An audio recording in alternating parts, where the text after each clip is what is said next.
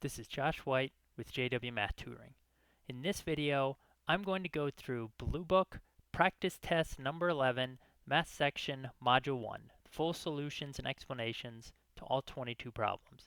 So let's go ahead and get started. But life is a dream that calculus could never predict. Before I begin going through this Bluebook Practice Test 11, Math Module 1, full solutions and explanations video, I just want to mention a couple things. First, of course, if you like this video, please give it a thumbs up, subscribe to my channel, and sign up for notifications. Second, make sure you check out the videos that'll have the full solutions and explanations to modules 2A and 2B, basically the easier and harder of the two second modules. And related to that, I did a first look of Module 1 and also Module 2B, where I basically went through them, looking at this brand new test, having never seen the questions before. So if you want to get an idea for the timing, of how quickly to move between questions and so on, please go check out that video as well. But this video is going to have the full solutions and full explanations, whereas in that video I was mainly working on the problems to myself, and also mentioning some things about the problems, but not really explaining them in detail. All right, so with that being said, let's go ahead and get started here. Bluebook, it's brand new practice test number 11, Math Section Module 1. So on this first question, the easy way to solve this is to just go ahead, subtract 1 on both sides, and that would give you 4x equals 32. And that's your answer here, basically letter A. Of course, you could technically solve this equation for x in Desmos, and you would get 8, and then you just realize, well, 4 times 8 is 32, so it has to be letter A. You could do that as well to get the correct answer. Next, this is just a basic function evaluation question, so you're just plugging in 2 for x and seeing what the output is. So you can just type, the function, and then we can just do 2 and get 118. Or you can just type out 2 to the third plus 110 if you want to, but the correct answer for this one is going to be 118, letter A. Next, they give you this table, and they want to know the mean time for it. So you're just going to basically find the mean of these 5 values. So I would just go to Desmos. And you could add them all up and divide by 5, but I would just type mean and then 5, 2, 15, 9, 9. The specific task number, that's irrelevant. That doesn't mean anything. So the answer to this one is just 8, and that's basically it. Next question. Here you have an interpretation of a linear function question, specifically one that has 2 variables for it, x and y. So here we know that x is the number of 2009 pennies, y is the number of 1996 pennies. So this question is basically just saying, and actually I was wrong, this is not a linear interpretation question, that one actually comes later. If you have 6 1996 ones, i.e. if y is equal to 6, then how many 2009 ones do you have? So this one is actually just, plugging in 6 for y and then seeing what x has to equal.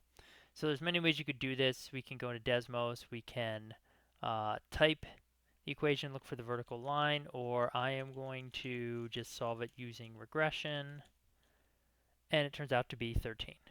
Okay, so the correct answer to this one is just 13, and we can move on to the next question. All right, number 5. What type of graph is this? Okay, first of all, it's obviously exponential because you can see from the shape, for it to be linear, it would have to just be a line. It's clearly not just a line. And it's going to be increasing because as x goes from left to right, the y values go up. Therefore, correct answer for this one is just letter B. All right, now let's look at this one. Here you're basically just doing some combining like terms. So just going to add these, 11x plus 4y. That's it. The correct answer is C. I mean, technically, you could also do this in Desmos. And essentially what you would do is you would type out the, well, I'll just show you. Just you probably don't need to do it. You shouldn't need to do it for this problem, but just to get an idea of how you actually would do it. So first of all, notice it doesn't graph anything here, so let's just set it equal to 0. Then you go through the answer choices and you see which answer choice, and again, setting it equal to 0, overlaps the original expression completely. Okay, so you can see that C does that, and if you do anything else, doesn't overlap, doesn't overlap. This one actually doesn't graph here. Set it equal to 0, doesn't overlap, and if you want to check the last one, doesn't overlap. Okay, so that's the basic process. That's the basic idea here.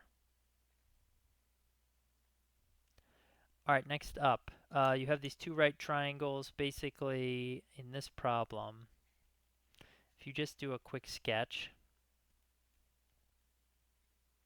B and E right angles. I put A and D at the top, C and F bottom right, although technically it doesn't matter.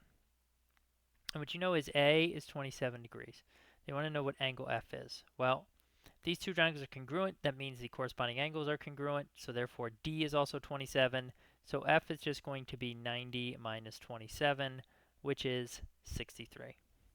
So that's the correct answer. And we can move on to the next problem. Okay, here we have, it's actually a little bit of a tricky question. So basically, you start off initially. Okay, you have like the first round or whatever you think about it. 240 total players in this tournament. And you match them all up so that, it's a bunch of matches going on with, two people per match.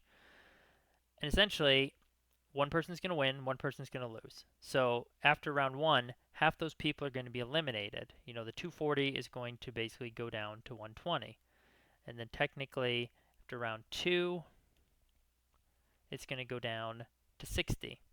Then after start round three, and then 60 is going to go down to 30. Now, this labeling that I did here is actually probably a little bit inaccurate because the way that they set up the equations here, the function gives you the number of players eliminated at the end of the round, where r is less than or equal to 4.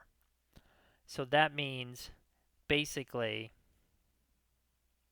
okay, at the end, like after, so like 240 is really, like that's your starting thing. And then let me just make this a little more accurate. So it's kind of like in round one here, you're eliminating the difference, which is 120.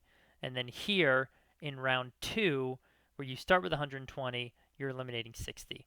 And then here in round three, where you start with 60, you're eliminating 30, so on and so forth. Okay, so the question is, which of these situations describe this? All right, obviously it's not going to be A or B because those have 15 out front. Okay, we don't start with 15 players. In an exponential function, the number out front is the starting amount, which is 240. Okay, so it's obviously C or D. Hopefully you recognize it's going to be C because of the 1/2 here. Like, basically in D, this is an increase in exponential function. So this would say like after each round, the number of players being eliminated is going to increase and get larger and larger. But that's not what's happening here. Notice it's getting smaller, right? It's 120 to 60 to 30, and then the next one technically would be, would be 15. So you can also just confirm this. So it's going to be letter C right here. You could also just confirm this in Desmos. You could say, okay, start with 240. After one round, half the winners move on, the other half, the losers, are eliminated. So how many were eliminated? Well, half of 240 is 120. So you just go to the functions, you just plug in, r equals 1, and you're just going to see,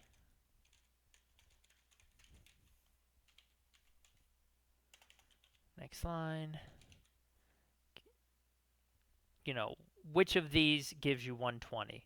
i.e. as the number of players eliminated. Well, it's obviously C, it's not D. So that's basically the idea of back solving. So you could do that to figure this out as well. All right, next up we have a very easy formula question. For this one, to solve this for r, you're just going to multiply by 38 on both sides, and on the left it's going to cancel, and on the right you're going to get 38 times s plus t. So the correct answer is C. Again, technically, you could go to Desmos and you could solve this in Desmos. You can solve any formula in Desmos, but I'm not going to bother doing it here just because it's literally just one step. Just multiply by 38 on both sides. If you want more information about solving formulas, go check out my Ultimate Desmos Guide to Digital SAT Math. I'll post the thumbnail on the screen right now showing you which specific video goes over how to solve formulas. All right, so next up, question number 10. This one, they tell you that line J is parallel to line K, so hopefully you recognize the slope of line K is 6, which means the slope of line J is also going to be 6. If you notice, just from that, you automatically know it has to be A. Okay, the other three answer choices, none of them have slope of 6. So it has to be A by process of elimination, but additionally, we know that the y-intercept is 0, 5. They don't tell you that, but because it has a 0 for the x, I know that 5 is the b value, so y equals 6x plus 5, it's, answer choice A. All right, next one. This square one, there's two different ways to think about this. So one way is the following. The scale factor between these two squares is 6 because it says the length of side and square m is 6 times the length of square n. Therefore, the area factor between these two squares is going to be the scale factor squared, or 36. Therefore, the area of m will be equal to 36 times the area of n, and 36 times 49 is 1764. So the correct answer choice is A. Now, I will also tell you an alternate way just to think about this. I mean, you're going to get the exact same answer, is to say, okay, well, if a square has an area of 49, that means its sides are 7 and 7. This is n, small one. For m, each side is 6 times the length of this, so this is 42, 42. So now you just go into Desmos and you do 42 squared, and that comes out to 1764. So that's just an alternate way. You get the same answer, just a different way to think about it. All right, next up, which one of these has one distinct real solution? So the answer to this, hopefully you recognize this, it's going to be A. Because if you go to solve these, notice that the left side it's already factored. So the way you would solve this is just square root principle, square root both sides. So if you do that, on the right side here, you're going to get 0. Okay? And you would technically want to put a plus minus, but there is no plus 0 or minus 0. It's just one number, 0. So there's nothing else to do. Whereas for the rest of these, technically you're going to have a plus minus, which would give you two answers. You're going to have two real solutions for C and D. B, you're going to have no real solutions, technically two complex solutions. But A is the specific problem that you're only going to have one real solution for. Now, you could also go into Desmos and do this. Basically,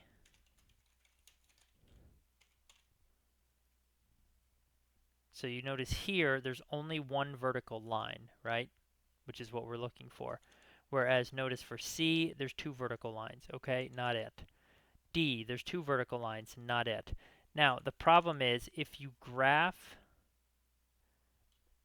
B, nothing shows up. So you would have to realize that in this case, nothing is showing up because there is no solution, i.e. there is not exactly one distinct real solution. So that's how you could do this in Desmos as well.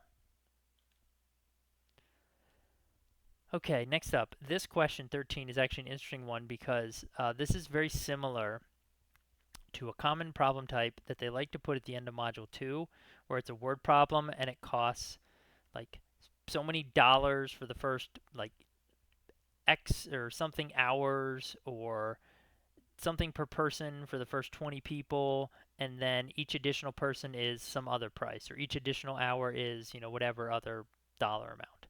And then typically it'll want the full equation for the situation. It'll say, C of x equals, but what's the equation? What's the function, basically? This one is a little bit different because, first of all, they give you a specific amount it's equal to, the 1150, but also they're trying to, here you have to basically go through the process of constructing the equation from the beginning. Those other problems, you don't actually have to do that. You can back solve them, or technically you can do linear regression with 2 points. Anyways, so the correct answer for this one, it's going to be C.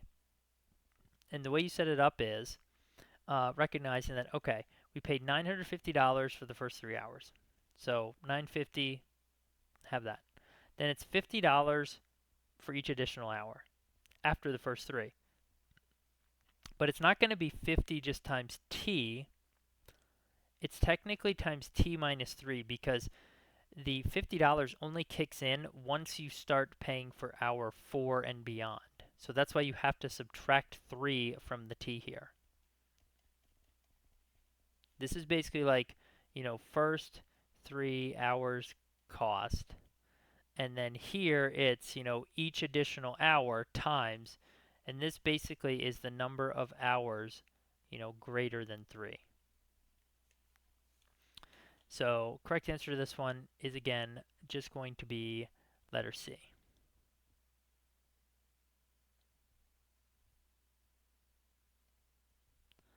All right, next up, here you have a table of values for a linear function.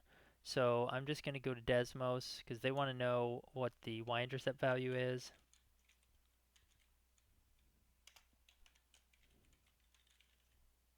420. Okay, we can just click the button here, or you can type it either way. All right, the y-intercept value is 36, so the correct answer is D, and that's it. Now, I will say one other thing that you might have noticed is, like, as the x's get smaller, you add 4 to the y, each thing here, plus 4, and if you keep going, the next one in the series would be 0, and if you would add 4, you get 36. So that is a quicker, faster way to do it, just, if you recognize the pattern, basically the slope, kind of like in reverse. But otherwise, I would just go to Desmos and just plug the points in and get it from there. All right, next up, here you have something, again, modeled like on an exponential function, because it's talking about something doubling for a certain time period. So essentially, what we have to do here first is calculate the number of years from 1659 to 1959. Okay, that's easy. Subtract them, it's 300. Then you have to figure out how many times did it double, with the population doubled over 300 years. Well, if it's every 75 years, you just divide that, 300 by 75, find that there's 4.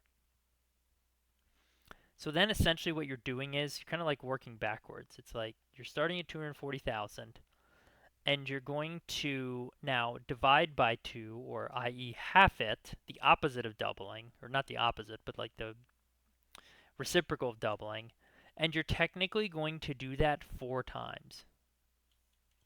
Okay, so in other words, it's like,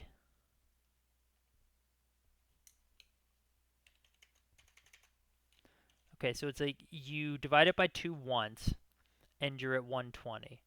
And that would be, just calculate the years here. That'd be what the population was in 1884. And then we divide it by 2 again. Okay, now it's 60,000. And that would be the population in 1809. Then you divide it by 2 again.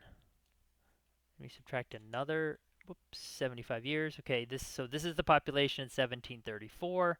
And then divided by 2 again. Okay, it's at 15,000, and that is the population, okay, that it would be in 1659.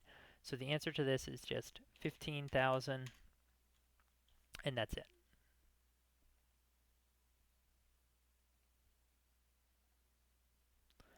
All right, here we have a very easy problem to do. You're given a scatter plot with a line of best fit.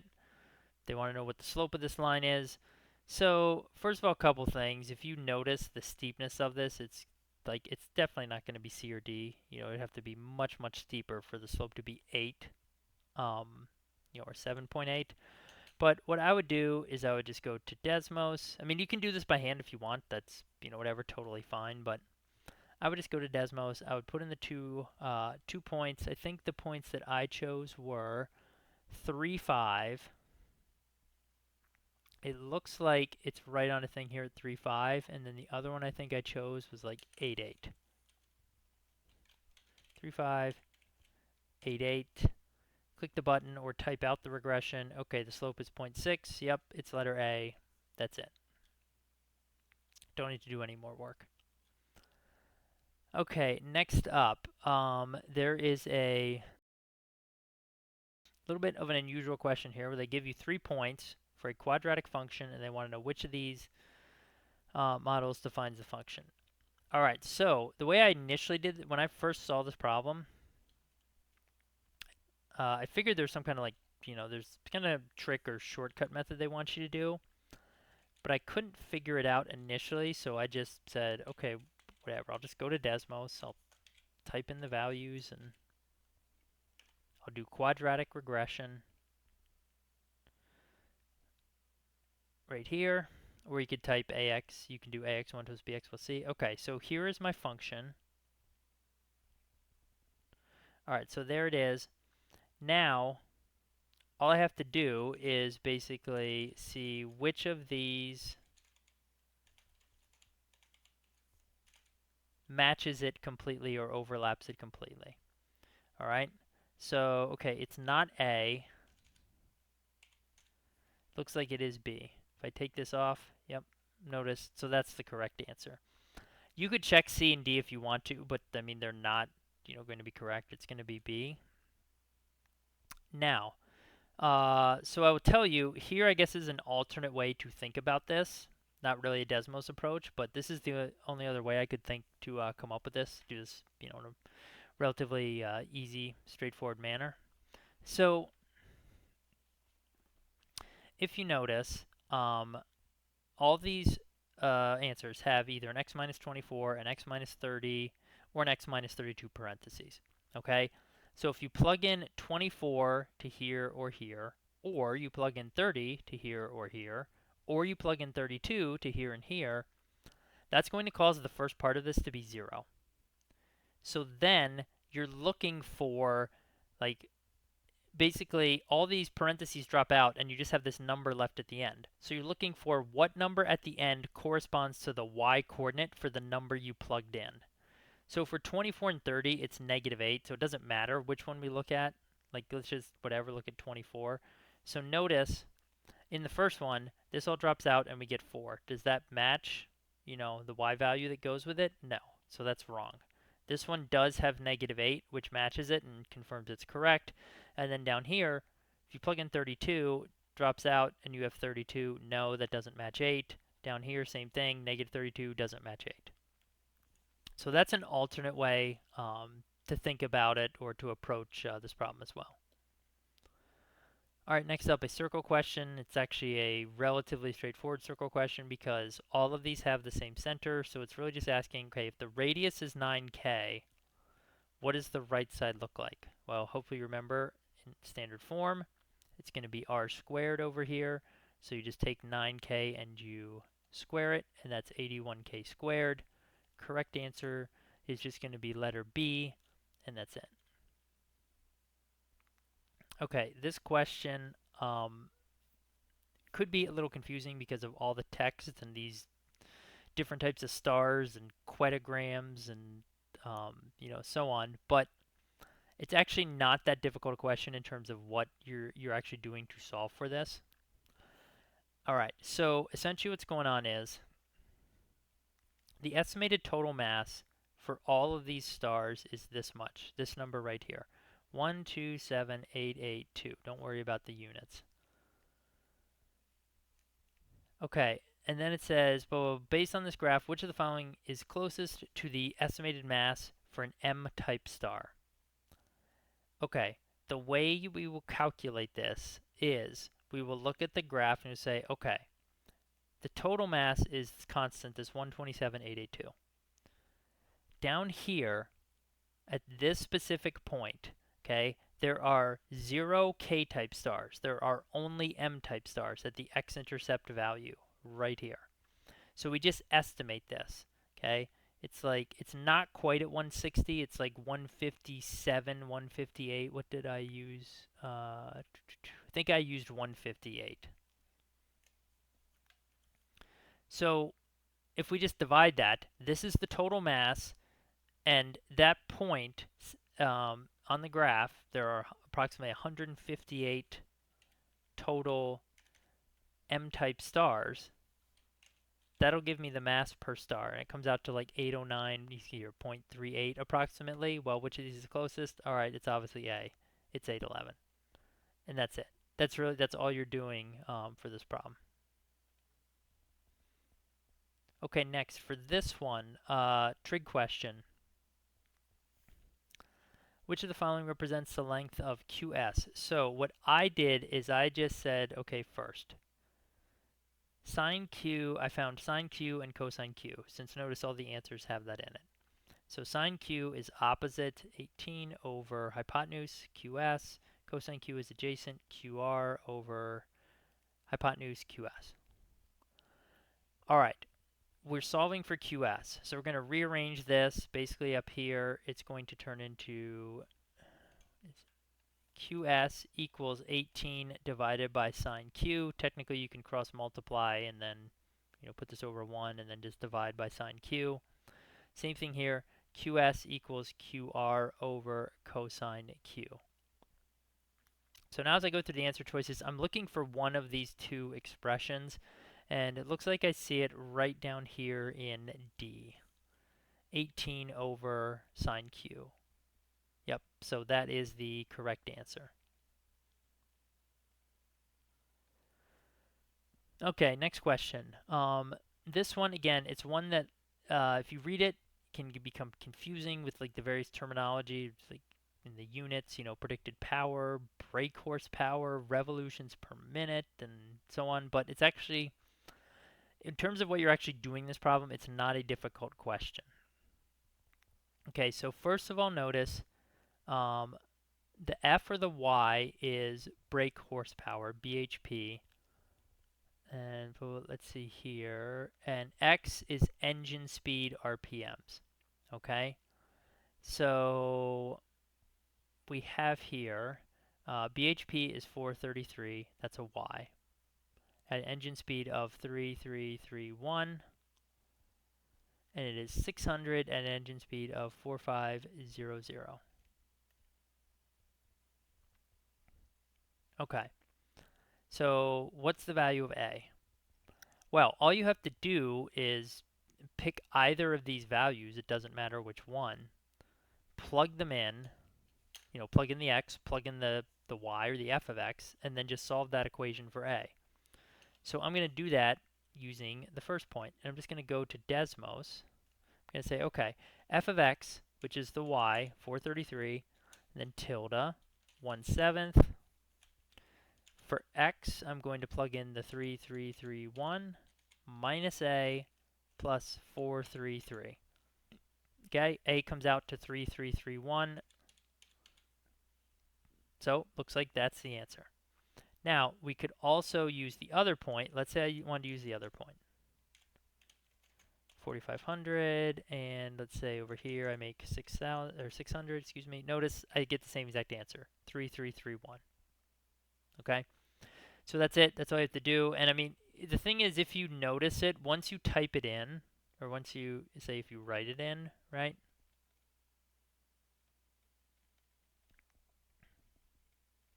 If you notice, this and this, like the left side is 433. That means for this equation to be true, the right side has to equal 433, which means this whole thing has to go to 0, which means A just has to equal that number. Okay? So that's an alternate way to think about it without actually solving it out. All right, last question here, number 22. How many distinct real solutions does this equation have? Okay, so the answer is actually, for the answer for this one is going to be B. There are 3. Now, if you wanted to solve this by factoring,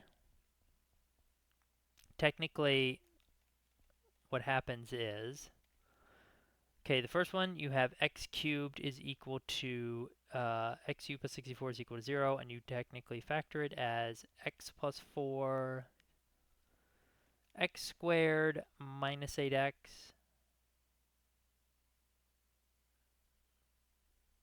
No, x squared, no, not minus 8x. What am I doing? It's minus 4x. Yeah, it's a squared minus ab plus b squared plus 16. Factors as a sum of cubes. This does not have any real solutions, so you can ignore that. This gives you a solution of negative 4. And over here, it's x squared minus 9, x squared plus 9. Again, this does not give you any real solutions. And then this is another difference of squares, x plus 3, x minus 3. So we get negative 3 and positive 3. So we have 1, 2, 3 real solutions, distinct real solutions, and that's it. Now, of course, it's probably quicker to just go straight to Desmos.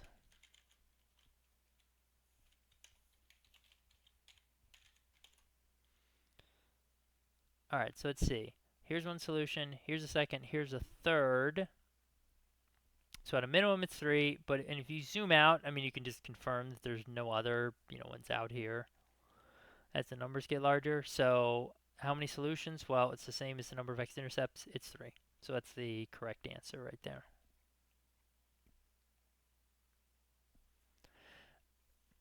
All right, so I hope you enjoyed this video covering the full solutions to Bluebook Practice Test number 11, Math Section, Module 1. If you did, please give this video a thumbs up, subscribe to my channel, and sign up for notifications.